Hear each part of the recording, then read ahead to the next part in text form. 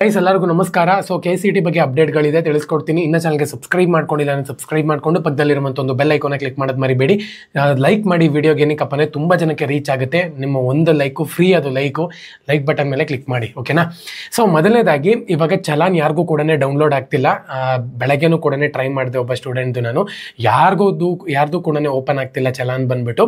ಮತ್ತೆ ಇನ್ನೊಂದೇನಪ್ಪ ಅಂದರೆ ಪೇಮೆಂಟ್ ಫೇಲ್ ಅಂತ ಬರ್ತಿದೆ. ಮತ್ತೆ ನೀವು ಕಾಸ್ಟ್ ಆ್ಯಂಡ್ ಡೆಪಾಸಿಟ್ ಮಾಡ್ತೀರಾ ಅಂದರೆ ಅದನ್ನು ಕೂಡ ನಿಮ್ಗೆ ಇಲ್ಲಿ ಕರೆಕ್ಟಾಗಿ ವರ್ಕ್ ಆಗ್ತಿಲ್ಲ. ಬಟ್ ನಾನು ಹೇಳುವಂಥದ್ದು ಏನಪ್ಪ ಅಂದರೆ ಇನ್ನೊಂದು 2 ಅವರ್ ಮೇಲೆ ಟ್ರೈ ಮಾಡಿ, ಖಂಡಿತವಾಗ್ಲೂ ಕೂಡ ವರ್ಕ್ ಆಗುತ್ತೆ. ಇವಾಗ ಸದ್ಯಕ್ಕೆ ಕನ್ಫರ್ಮೇಷನ್ ಸ್ಲಿಪ್ ಆಲ್ಮೋಸ್ಟ್ ಎಲ್ಲರಿಗೂ ಕೂಡ ಡೌನ್ಲೋಡ್ ಆಗ್ತಿದೆ ನಿನ್ನೆಯಿಂದ. ಅವರು ಸರ್ವರ್ನ ಸರಿ ಮಾಡೋಕ್ಕೆ ಟ್ರೈ ಮಾಡ್ತಿದ್ದಾರೆ ಅಂತ ಅನ್ಸುತ್ತೆ. ಅದಕ್ಕೋಸ್ಕರನೇ ಈ ಥರ ಪ್ರಾಬ್ಲಮ್ಸ್ ಎಲ್ಲನೂ ಕೂಡ ಆಗ್ತಿದೆ. ಪೇಮೆಂಟ್ ಫೇಲ್ ಅಂತಲೂ ಕೂಡ ತುಂಬ ಜನಕ್ಕೆ ಬಂದಿದೆ. ನಿನ್ನೆಯಿಂದನೂ ಕೂಡ ಕಮೆಂಟ್ಸ್ ತುಂಬ ವಿದ್ಯಾರ್ಥಿಗಳು ಮಾಡ್ತಿದ್ದಾರೆ, ಈ ಥರ ಪೇಮೆಂಟ್ ಫೇಲ್ ಅಂತ ಬರ್ತಿದೆ ಅಂತ ಹೇಳಿ. ಮತ್ತು ಇನ್ನು ತುಂಬ ಜನ ಬಂದ್ಬಿಟ್ಟು ಇವಾಗ ಚಲಾನ್ ಡೌನ್ಲೋಡ್ ಮಾಡ್ಕೊಂಡ್ಬಿಟ್ಟಿದ್ದೀವಿ, ಅದು ಚಲಾನ್ ಡೌನ್ಲೋಡ್ ಮಾಡ್ಕೊಂಡಿದ್ದೀವಿ, ನಾವು ಇವಾಗ ಬ್ಯಾಂಕಿಗೆ ಹೋಗಿ ಪೇಮೆಂಟ್ ಮಾಡೋದು ಅಂತ. ಇನ್ನೇನು ನೋಡ್ತಿದ್ದಾರೆ, ಹೋಗಿ ಪ್ರತಿಯೊಬ್ಬರು ಕೂಡ ಬ್ಯಾಂಕಿಗೆ ಹೋಗಿ ಪೇ ಮಾಡಿ ಅಮೌಂಟ್ನ.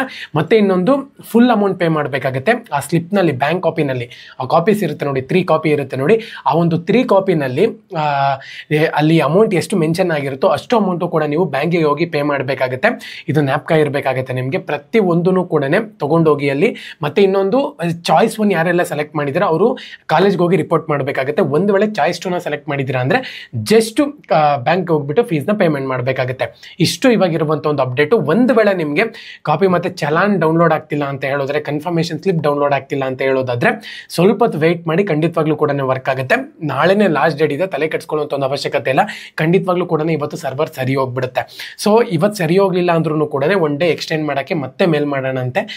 ಸದ್ಯದ ಮಟ್ಟಿಗಂತೂ ಅವರು ಎಕ್ಸ್ಟೆಂಡ್ ಮಾಡುವಂಥ ಒಂದು ಸಾಧ್ಯತೆ ಏನಿಲ್ಲ. ಏನಕ್ಕಪ್ಪ ಅಂದರೆ 1 ಡೇ ಎಕ್ಸ್ಟೆಂಡ್ ಮಾಡಿದ್ದಾರೆ.